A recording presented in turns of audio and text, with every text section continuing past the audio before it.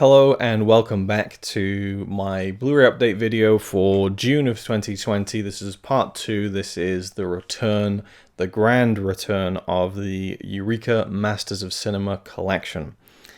Now, most people who follow my channel are probably well aware of the fact that I collect the Masters of Cinema Blu-rays released by Eureka in the UK. It was kind of like almost building my channel on those grounds in like 2014-15. And my goal was to collect all of the first 100 spines in that collection, which I managed to complete. And since then, my collecting on the series has lagged, and a lot of them are still unwatched, and so I kind of let it fall by the wayside. And in kind of seeing how much money I was saving from not buying things for a while, I thought, why don't I take some of this that I'm now comfortable with. My finances are fine. I was really preparing for anything that could happen throughout this whole lockdown situation. And when things were leveling out and it seemed like finances were fine for me, thankfully, I'm very appreciative of that I'm in a lucky position in that sense. I thought, okay, so now I can start buying things again. Why don't I focus on the Eureka stuff again? And I kind of made a list of all the things I had and didn't have, and I'm certainly not going to attack it and try and complete everything, but I did want to make a conscious effort to grab a lot of the stuff that is limited, because I like those limited editions, and they seem to very much be figuring out how to make their money, I think, by adding these limited edition slipcovers, because people like me, idiots like me, will cough up the cash early when the thing first gets released just to get the slipcover. But they're nice slipcovers, what can I say? I don't know. So I have like 9 new Masters of Cinema Blu-rays here. Before we get to that, another Eureka release, which I couldn't pass up, actually. I really think I'm going to enjoy this film, and it is a Eureka release, but it's not an MOC title. It's Zoo Warriors from the Magic Mountain. I'd heard about this film for years and years and years, and I just love the fucking title. Zoo Warriors from the Magic Mountain. It just sounds fucking awesome. The artwork is really cool, and then there's some cool special features. There's an audio commentary with Tony Raines, which is always a plus. A lengthy and in-depth interview with the director, Troy Hark, filmed in 2020 exclusively for this release. I didn't realize that. There's a 93-minute export cut of the film produced for European theaters, featuring a wraparound segment with Yuan Biao as a modern-day college student who is transported Wizard of Oz style to 10th century China. I didn't even know this. Right, okay, there's really a lot of cool special features here, but this is, the kind of the movies that came out of Hong Kong at a time where they were really going all out with like special effects and wire fighting and all that kind of stuff. It's just a wacky, I've seen films like A Chinese Ghost Story, which I love. They're just so zany and off the wall and fun and visually, exciting. Yuan Biao, I really would love to know how to pronounce his name correctly. I love him. He's so good in all of the Jackie Chan films I've seen him in, so for him to be in this is a plus as well. And John Carpenter has credited this film as an inspiration for Big Trouble in Little China. So yeah, it's just one of those. It's an 80s movie as well. Troy Hark, who I've only seen a couple of films of, I think, but I like his style. It's just one of those ones where I just really wanted to see it, and it wasn't that expensive, actually. It was like £12 or something. So anyway, into the Masters of Cinema collection, and I've seen one of these films. So there's 1, 2, 3, 4, 5, 6, 7, 8, 9, 10, 11, 12, 13 films, and I've seen one of them. So we can rattle through this fairly quickly, but I am intrigued, and it's actually a great selection. So we have American movies, we have a Chinese movie, 2 Chinese movies, Australian movie, German movie, Japanese. Yeah, it's quite a nice selection here. The first one is the only non-limited edition version, and it is spine number 121, The Friends of Eddie Coyle. This was purely just to fill that gap in the collection, and I've been proven, time and time again, when I just grab one of these discs, even if it's a film I don't know too much about, it's in the collection. I've bought it to be a collector, and I watch it, and it's like, wow, this is like something I've never seen before. It's different, and I haven't watched. I think there's one Masters of Cinema Blu-ray that I've watched and haven't really enjoyed. That was Youth of the Beast. So, you know, one in like 5 years or 5, 6, 7 years. It's pretty good going, but still there's a lot more for me to get through. I'm sure I'll find more that I don't like, but I don't know anything about this one. But, you know, Peter Boyle, Robert Mitchum, it's a good cast. Looks like a kind of, you know, is it 70s? It's got, yeah, 70s movie. It seems like a gritty 70s kind of crime movie. You know, I'm in for that, you know, for sure. This one I already own in the Criterion version and just bought it because it was new and special edition-y and has a nice booklet and it's a nice, like, weighty special edition. It is spine number 228 and it is Chidan, I believe is how you pronounce it, or as Chidan would be the English way that you would pronounce that, but Chidan I think is how you pronounce that. But it's a Masaki Kobayashi film. I have the Criterion. I haven't seen it yet. Isn't that just the perfect summation of a collector? Double dipped on a film they've never seen. I got the Criterion cheap on eBay once, and Masaki Kobayashi has made 4 incredible films that I've loved. The Human Condition trilogy and Harakiri. So I'm all in on more of his films, and this is 1964. That was like his peak, at least as far as the films that I've seen that are so great.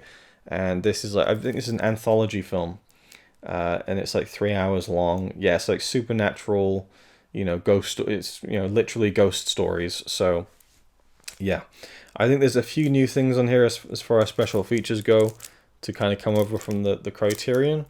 But yeah, I haven't actually opened this one yet. I don't know if there's different artwork. Let's just check it out very briefly. There's a nice 100-page booklet, nice hard outer case. So it's, you know, it's a nice prestige release, I guess. Getting the case out though is a whole other thing. Okay, there we go. So I got the booklet there. And the case on the inside does have... Oh, that's really cool. Nice. I like that. Very, very cool.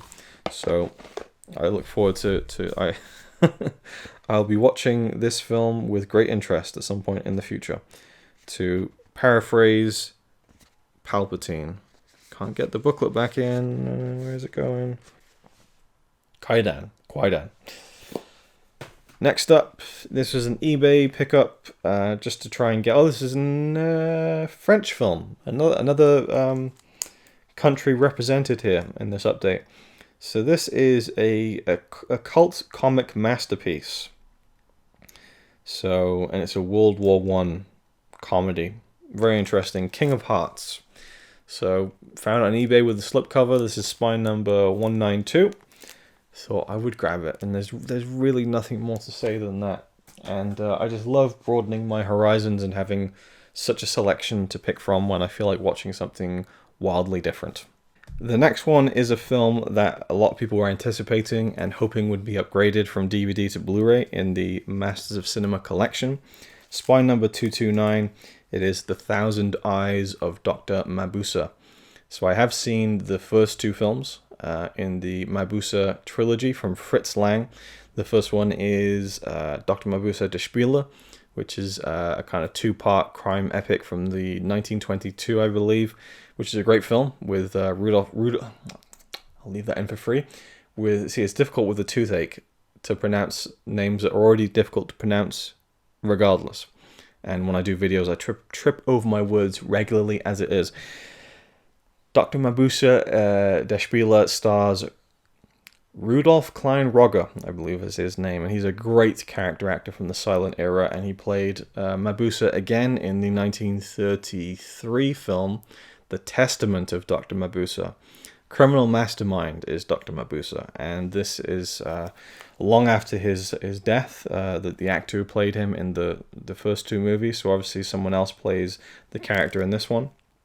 And this is from 1960. Holy shit. What a career Fritz Lang had. I haven't seen much of Fritz Lang's really post-Germany period, to be honest. I think I've only seen one, actually. Which was, what was that film? One of the film noirs that was pretty good. Anyway, I've seen one of them. So I'm intrigued to see how this ties in with the other films. And I'm assuming it's just a similar story with you know, the same character. You know, it's not really a continuation, I wouldn't expect. Apparently this is the last Dr. Mabuse film, or the last Fritz Lang film, I should say. So that's interesting. But, you know, huge Fritz Lang fan. This was an absolute no-brainer. Had to get that one. I mean, it seems like I had to get all of them, but that was one I definitely didn't want to miss out on with the nice slipcover and everything like that. This one I'd never heard of at all. Spine number 212, The Chant of Jimmy Blacksmith. This is an Australian film, and there are two different cuts on this. There's the international version for a brand new restoration from the original film elements. So there's the Australian version and then the international version, which is slightly shorter. So I don't know if it's even... I mean, it's nice to have it on there for posterity, but I'm assuming if it's shorter, things have been cut out. But, you know, I'm not sure what the deal is on that one. New audio commentary on here. Another audio commentary from, I believe, the director. Yes. Interview with the director. There are all sorts of... There's hours of special features on this one. It's really... yeah, really comprehensive stuff. This is a really packed release, and I don't really know anything about it, and that's kind of the way I like it with some of these films. This will be one to just grab and chuck on at some point. Next, we go way back to like the beginning of the whole collection, on Blu-ray at least, to Johnny 2, or Johnny To, however you pronounce it. This is a Chinese director whose film Mad Detective is, I think, Spine number 2. Yeah, Mad Detective, which is a really, really good film, is Spine number 2 in the whole collection, and he returns with Spine 230 with Throwdown. So this is obviously some sort of like, you know, crime, you know, movie. Oh, it's about judo fighters. Okay. There's an alcoholic gambler who runs a pub, but a cocky judo newcomer wants to challenge him. This just sounds like fun. Brutal, no-holds-barred judo fight scenes. Okay, I didn't actually realize this was a kind of a fighting movie. I was more of a crime kind of movie. But I saw that Graham from Man v Film gave this a really good review, so it kind of bumped up my decision to grab it. And this has a feature-length audio commentary, 2 feature-length audio commentaries, a 40-minute archival interview with Johnny To, and yeah, it's like 90 minutes. This will be a really fun one to just throw on and hopefully have a good time with. This is another newish... No, it's not, is it? Well, I don't know actually, because the Spine numbers don't really correspond with when the film, the Blu-rays were released, so I'm not sure. Feels like this just came out though, and it is Spine number 207, Rio Grande, John Ford. Is it John Ford? Yes, a film by John Ford with John Wayne. Yes, John Wayne, John Ford. Yes, no, yes, no, yes, yes, yes. John Wayne, John Ford, and Maureen O'Hara as well. So this is like a... Yeah, this is a real, you know... I mean, the Quiet Man is a film I love. So to see those three kind of reunited again... Well, it's not reunited, is it? Because this film came before that. But in my personal chronology, it's reunited. So that's cool. There's an audio commentary by Maureen O'Hara. That's really interesting and cool. So yeah, to me, westerns and John Wayne and John Ford, I don't know too much about them, and I'm very unfamiliar with them on a grand scale. So this is one I've heard a lot about as well. So it's absolutely one to pick up. And in general, can I just say that I really think that they've picked up their pace again, you know, in terms of the number of really good releases they're putting out. It seemed like for a couple of years there, they were really dragging their feet with the MOC line and were focusing on different things. But it feels like such a resurgence now. They're getting into really interesting films like that, which is kind of I think is kind of a big classic film, Rio Grande, to more interesting stuff. And then like silent films making a comeback to the collection. It's really cool to see a lot more of that variety again, I think. This one I was really happy to get because the slipcover is not available anywhere, and I found one on eBay and it was kind of cheap, so I thought it might not have the slipcover, and I inexplicably had a £5 voucher on eBay, so I took it, got this for like 12 quid, came with the slipcover, thank God.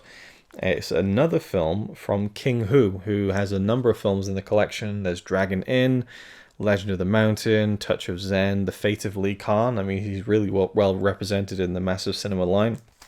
And this is Spine number 215, Raining in the Mountain.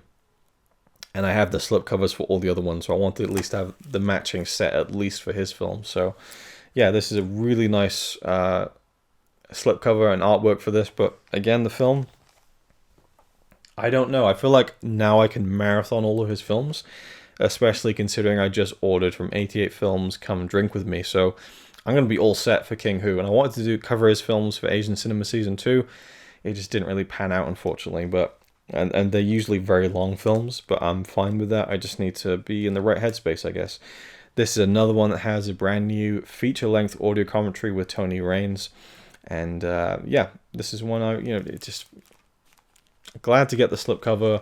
And I fully admit that that is a stupid way to look at things, but it's just, it feels more complete that way. And I'm very much looking forward to that when the timing again feels right to watch his movies. And I feel like that might be pretty soon. I'm kind of getting the itch to dive into those now that I've got quite a few of them. Finally, a controversial set for me because it is a box set. I'll just show you what it is. Fuller at Fox. Now, this was going to go out of print at some point. It definitely is at some point. And the last thing I want is a really expensive out of print Masters of Cinema title to get. Now, there are 3 films already released in this box set. So you're talking about paying 30 quid just to get 2 movies, and I wasn't sure if I could really justify that. But then I did read that 2 of them, and I can't remember which ones were which, 2 of them that were already released in the Masters of Cinema collection now have newer transfers on the Blu-ray, so that's something. Then there's 2 extra films. Really, I just didn't want to miss out. Like, the only thing I don't have Masters of Cinema-wise in the Blu-ray collection is the Shohei Imamura director collection. And the reason is I had all of the movies. You know, there was 1 extra movie in that set, but it was on DVD. And I just felt like, but now I still wish I had it, you know. So it was one of the, I just thought I'd buy it and get it out of the way. And I am looking forward to watching these. You know, the one that I have seen is Pick Up on South Street, which I really, really liked. So it remains to be seen, you know, what I think about these films. But to me, it's an investment, you know, and it has a nice thick booklet. And I like director collections, you know. There's all sorts of stuff in this booklet. It's a really nicely put together piece. I flicked through it when I got it in the post. So the films you get are 40 Guns, which is already released. House of Bamboo, which is a new one. Hell and High Water, which is another new one. And then Pick Up on South Street, which I've already seen and reviewed, I think. And then Fixed Bayonets, which I've also seen again. So let's just actually look at this. So I think this one has a new 4K restoration. This one has a new 4K restoration. As does Hell and High Water. House of Bamboo doesn't, and 40 Guns does as well. Then again, maybe I'm wrong about that. I don't know, and I could probably get them down off the shelf and actually look while I'm doing the video. So, 40 Guns, the original release. These are all thin cases, but clear, which I like. Yes, this is just 1080p 1080p sourced restoration. Actually, not even restoration, just presentation. So there's a new transfer for that movie. Where are the rest? Pick Up on South Street. Yes, this is just a 1080p transfer. Well, obviously, they're all 1080p transfers, but there's no, like, 4K restoration. And Fixed Bayonets, which this does have the 4K restoration. So it's 2 new transfers from the original releases, which would be, as I already mentioned, Pick Up on South Street and 40 Guns. So there we go. That's it. Not much to say about the actual films, but hey, what else is new? So I look forward to diving into this. I like the kind of director collections, and that is pretty much that. I just noticed something. So we have, Samuel Fuller there on the front, and he has kind of like smoke coming out of his cigar there. It seems the smoke carries over to the spine. It just looked like a smudge to me. I was like, what the fuck? So it's an interesting design choice. Or mine is just smudged. I don't know. Maybe it is. Nah, it looks like the smoke coming over from Yeah, weird. Anyway, I will leave it there. Thank you for watching. Stay tuned for the third and final part of this, where I'll be talking about 4K. Yeah. Thanks for watching. I'm not used to making videos again. Thanks for watching, and I'll see you in the next one. It's alright by me. Apart from the fact he throws cans of Carlin into a tree. Yeah, he's really cool. Yeah, he's really cool. But he's not quite as cool as you.